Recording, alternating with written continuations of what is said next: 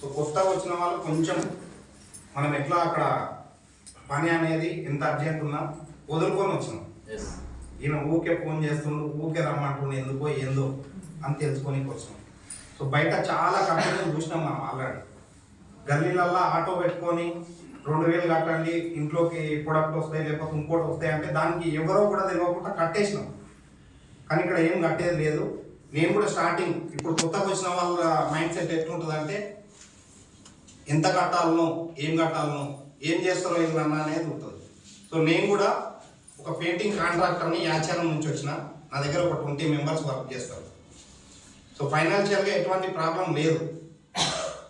కాకపోతే నేను ఎందుకు వచ్చిన అంటే ఈ లబ్బం పెట్టినప్పుడు కానీ లేకపోతే ఇంటి ఓనర్కి రాసిస్తాం మనం ఒక పెయింట్ మంచి క్వాలిటీ రాసిస్తే వాళ్ళు ఏం చేస్తారు, తక్కువ లేదు ఉంటే అది తెచ్చుకుంటారు. సో కొన్ని లో రూపాయలను కిచెన్ దగ్గర వేసినప్పుడు ఆ స్మెల్కి సైనస్ ప్రాబ్లం వచ్చింది. 2 సార్లు సర్జరీ చేయించుకున్నాం మేము.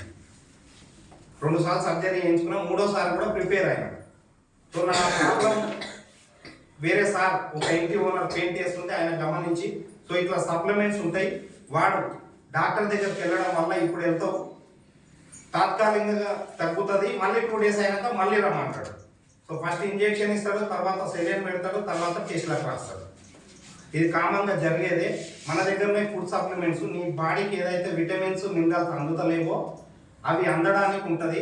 నువ్వు రోజు ఉసిరికాయ తినవు, కలమంద రోజు తినవు, నువ్వు అన్నీ మనం ఒడిదుడుకులలో డబ్బు గురించి పరిగెత్తుతున్నాం కాబట్టి తినాల్సింది తినక మన బాడీకి విటమిన్స్ అందలేవు, ఈ సప్లిమెంట్స్ వాడు అని చెప్పి సార్ ఇచ్చేళ్ళిండు. అప్పటికి నేను ఐడి తీసుకోలేదు.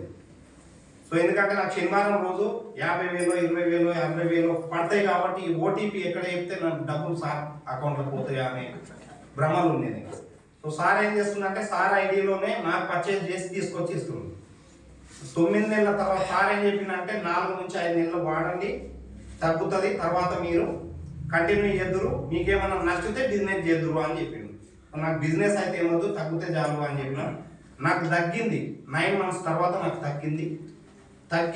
నేను మంచి కాబట్టి నేను 10 మంది నాలాంటి సైనస్ ప్రాబ్లం ఉన్న చాలా మంది ఉర్రాలేరా ఉండు కాబట్టి సైనస్కే కాదు చాలా డిసీజ్కి సప్లిమెంట్స్ ఉన్నాయి.